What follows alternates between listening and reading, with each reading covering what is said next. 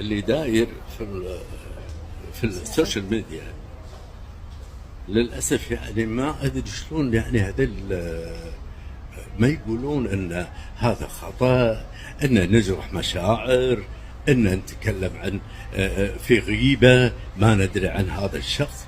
لا، لعلمكم انا متزوج من 6 سنوات، مو من اليوم، وعندي ولد عمره الحين 4 سنوات وتقريبا 4 شهور. هذا كل يدري عنه اهل الكويت كلهم والفنانين كلهم، حتى اهلي يدرون. فهذا لكم الحين انا ارسله، بعدين ابي رد اعتبار يعني لي زوجتي وصل. والكلام الفاضي اللي قايلينه انه ساحره ومسوي قربان والامور هذه اللي اي مسلم ما يؤمن فيها اصلا. اذا بتعرفون ان انا اللي اضحي هناك وذبيحه بيتنا، هذه ذبيحه البيت، ذبيحه الولد، العقيقه، كل شيء سويناه هناك. يعني الواحد لما يذبح قربان، انا ريال مصلي مسمي. الكلام الفاضي هذا اللي يدور يعني غلط.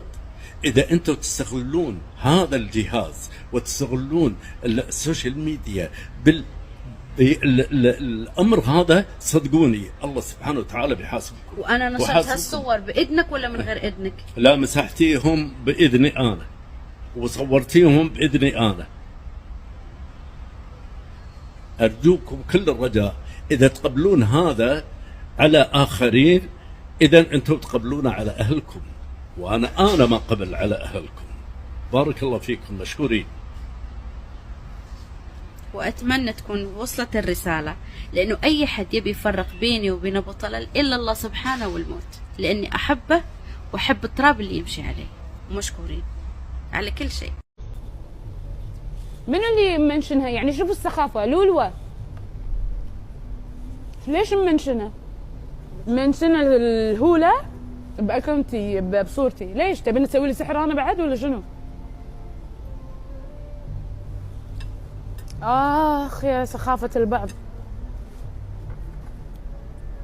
منشنين على آخر صورة اللي أنا مسوي شي بالكاب بالإنستغرام.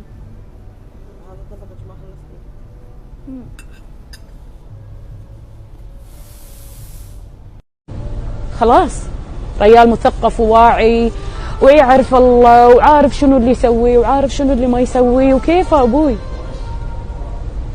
تحبونه لا تسوون كذي. هي اصلا اللي كانت تبي تسويه بلحظه انتم ساعدتوها بثواني بثانيه. انتم راضين عليه كذي؟ اذا انتم راضين عليك برافو عليكم، كملوا. وبالضبط معاكم انا، الشرع محلل 4. انا امي الثانيه، انا ما اقدر اقول لا يتزوج، انا امي الثانيه ما فيها شيء، بشرع الله وحلال وكل شيء. لكن الحركه ام يحيى قاعد تسويها وقاعد تطلع ابوي وقاعد تستتفها، هذا اللي انا ما اقبل فيه، ولا اقبل منو ما كان، لو اخوي ولا اختي ما اقبل. يعني بهالشهر ربكم فاتح لكم السماء، يتقبل دعائكم ويسمع لما تغثون انسان ويسجل. تبون دعاء الله يفك عقب. كل اللي انا معاكم اقول الله يفك عقبه. لا تسوون جاس من بهان المحتوى. بسكم والله، بس ولا تعلون من اللي قاعده تسوي سبيستون. ابوي مسكين ما يدري شنو قاعده تحط.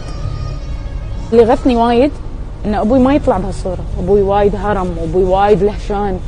انا تربيت من ابوي او تعلمت من ابوي مدى ثقافه الواحد، ان القلب يكون كبير وعقله كبير ويستوعب الدنيا ويستوعب الناس ويستوعب التنمر ويستوعب بس وايد شو خفوا يا شباب.